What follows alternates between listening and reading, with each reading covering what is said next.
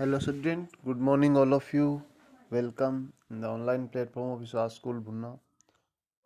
Student, संसाधनों का lesson हम पढ़ रहे थे। संसाधन जो नागरिकों की इच्छाओं को पूर्ति करने वाले प्राकृतिक संसाधन हैं, उनके बारे में हम पढ़ रहे थे। संसाधन संरक्षण क्यों उपयोगी है और संसाधनों का संरक्षण किस लिए किया जाता है, इस विषय पर आज हम चर्चा करेंगे। संसाधनों का संरक्षण हमारा आज का टॉपिक है। संसाधन संरक्षण से अभिप्राय संसाधनों के उचित और न्यायपूर्ण उपयोग से है। अगर हम संसाधनों का उपयोग बिना सोचे समझे अविवेक तरीके से करते रहे तो ये संसाधन एक दिन समाप्त हो जाएंगे, और जैसे ही संसाधन समाप्त होंगे हमारा विकास रुक जाएगा। तो इसलिए संसाधनों के विकास में महत्वपूर्ण है कि हम इन संसाधनों का उचित उपयोग करें। देखते हैं संसाधन संरक्षण कैसे किया जा सकता है। संसाधन किसी भी तरह के विकास में महत्वपूर्ण भूमिका निभाते हैं, परंतु संसाधनों का विवेकहीन उपयोग और अति उपयोग के कारण कई प्रकार की सामाजिक और पर्यावरणीय समस्याएं पैदा हो सकती है।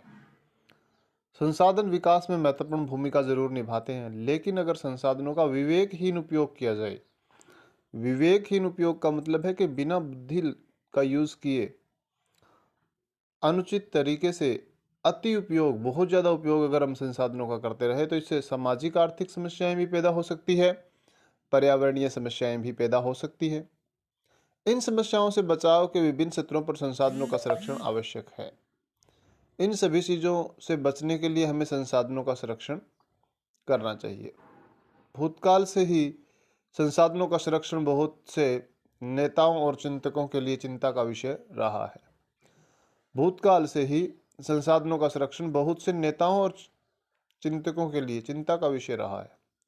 बहुत सारे लोगों ने संसाधन संरक्षण के लिए, चिंतक यानी कि जो विचारक हैं, जो सोचते हैं कि संसाधन के विकास से, संरक्षण से हमारे विकास को महत्वपूर्ण गति मिलेगी।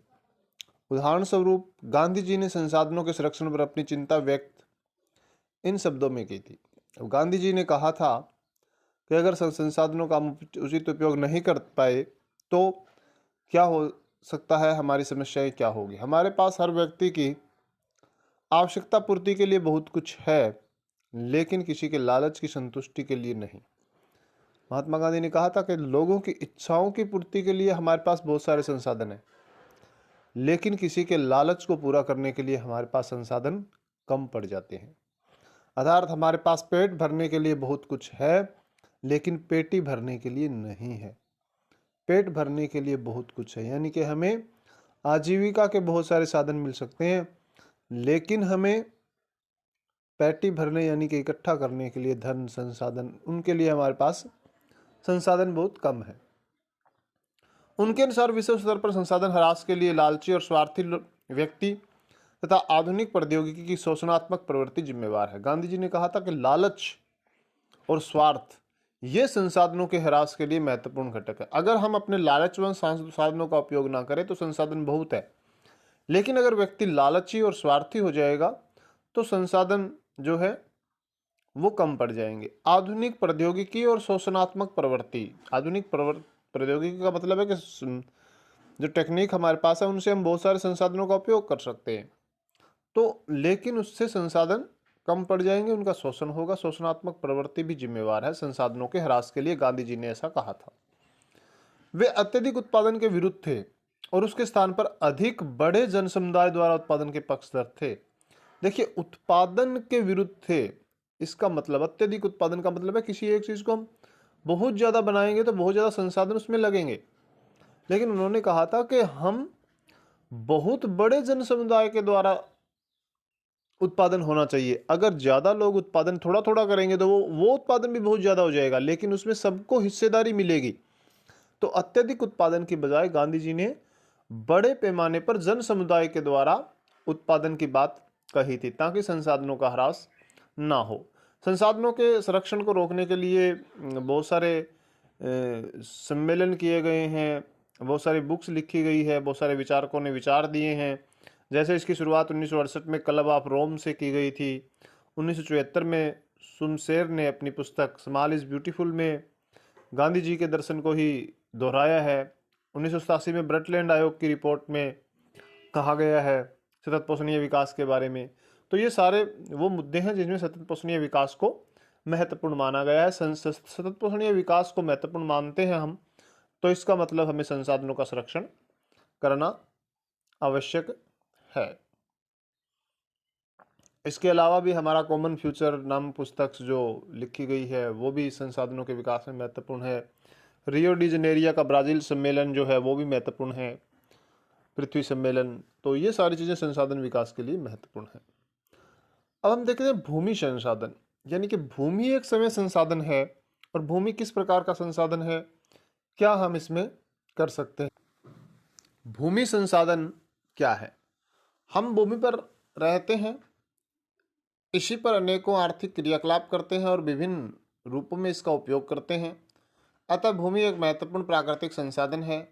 प्राकृतिक वनस्पति, वन्य जीव, मानव जीवन, आर्थिक क्रियाएं, परिवहन और संचार व्यवस्थाएं भूमि पर ही आधारित होती है। भूमि हमारे लिए सबसे महत्वपूर्ण है क्योंकि हम भूमि पर रहते हैं, भूमि पर ही हम आर्थिक क्रियाकलाप करते हैं। प्राकृतिक संसाधन भूमि की ही देन है, जिसमें वन्य जीव है, प्राकृतिक वनस्पति है। तो ये परिवहन, संचार, इन सब के लिए भूमि आवश्यक है। तो भूमि अपने आप में एक महत्वपूर्ण संसाधन है, परंतु भूमि एक सीमित संसाधन भी है। भूमि एक सीमित संसाधन है, इसका मतलब है कि भूमि जो है वो सीमित है। अब हमारे देश में जितनी भूमि है उतनी है, हम उसको बढ़ा नहीं सकते।